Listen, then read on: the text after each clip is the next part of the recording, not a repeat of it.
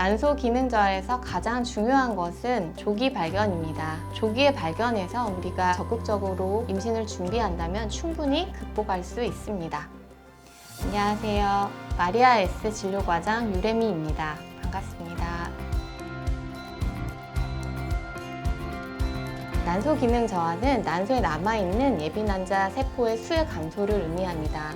본인의 연령과 난소 나이는 차이가 있을 수 있습니다. 그렇기 때문에 이에 대한 난소 기능 평가를 혈액 검사와 초음파 검사를 통해 정확하게 시행해 보는 것이 필요합니다. 혈액 검사 중 가장 대표적인 검사는 항밀러리안 호르몬 AMH라는 검사로서 이 검사는 난소의 예비력, 예비난자의 수에 비례하여 그 값이 나타나기 때문에 난소 기능 검사라고 불리는 검사입니다. 그 수치가 1.1 이하일 때 난소 기능 저하를 의심해 볼 수 있습니다. 초음파 검사로는 생리주기 초기에 동남포라고 불리는 작은 난자의 수를 측정하게 됩니다. 이 수가 양측 난소를 합하여 7개 이하인 경우 역시 난소 기능 저하를 의심해 볼 수 있습니다. 이외에도 40세 연령이 되면 AMH 수치 평균값이 1점대 미만에 도달하게 됩니다. 그래서 이 연령에 도달한 것만으로도 실제 임신이 매우 급하다고 말씀을 드리고 있고, 이러한 검사값들이 모두 정상임에도 불구하고 실제 과배란 유도 시험관 시술을 진행하였을 때 3개 이하의 난소 반응이 있는 경우에도 난소 기능 저하를 의심해 볼 수 있습니다.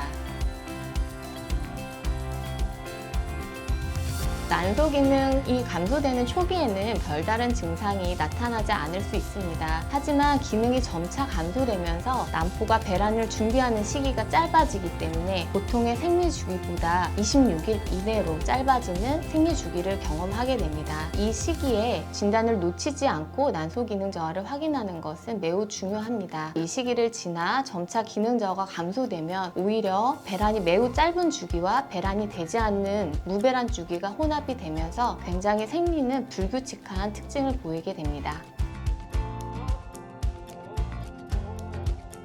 난소 기능 저하가 진단된 분은 자신의 난소 기능을 정확히 평가하고 치료 방법을 결정하여 빠르게 임신 시도를 시도하는 것이 중요합니다. 하지만 경증의 난소 기능 저하가 있으면서 연령이 상대적으로 젊고 임신 시도 기간이 짧다면 배란 유도제를 통하여 자연 임신율을 높이는 방법을 단기간에는 사용해 볼 수 있습니다. 하지만 이미 극심한 난소 기능 저하가 진행되어 있고 연령이 높으면서 우리가 임신 시도 기간이 충분했다면 여기서 더 이상 기능 저하가 진행되기 이전에 인공수정이나 시험관 시술을 통해 보다 적극적인 임신을 시도하는 것을 추천드립니다. 크게 다르지는 않습니다. 기본 난임 검사를 통하여 환자의 상태를 파악하고 환자에게 필요한 적절한 배란 유도 방법을 결정하여 시험관 시술을 진행하면 됩니다. 하지만 난소 기능 저하에서는 채취된 난자의 수가 절대적으로 적기 때문에 이를 잘 배양해주고 수정해주는 연구실의 역할도 굉장히 중요합니다. 그래서 본 연구실에서는 난자와 정자의 수정률을 높이기 위하여 난자의 활성화와 정자를 난자 내에 직접 주입하는 미세 조작 시술, 그리고 건강한 정자를 선별하기 위한 특수 배지나 무배율 현미경 등을 적극 활용하고 있습니다. 그리고 최근에는 레스베라트롤이라고 불리는 항산화 물질을 배양액에 첨가하여 난자의 진행에 필요한 미토콘드리아 기능 향상을 위한 노력을 시도하고 있습니다.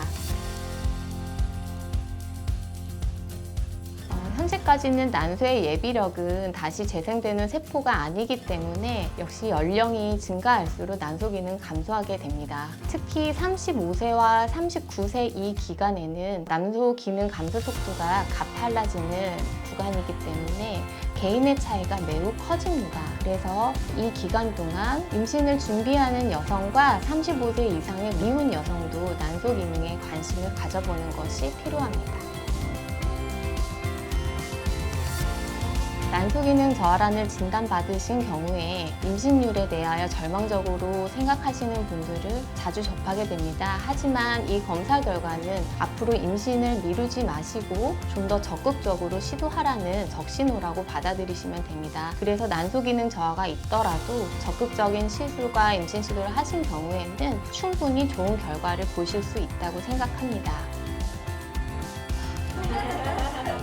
최근 최근 수년간은 임신을 준비하는 분들에게 난임병원의 문턱은 굉장히 낮아졌다고 생각합니다. 전문의와 함께 상의하여 본인의 상태를 정확히 파악하고 임신을 준비하는 것도 굉장히 좋은 방법이라고 생각합니다. 그리고 난소기능 저하를 받았다 하더라도 전문의와 함께 적절한 계획을 빠르게 세우신 경우에는 역시 어렵지 않게 임신을 할 수 있다는 희망의 메시지를 드리고 싶습니다.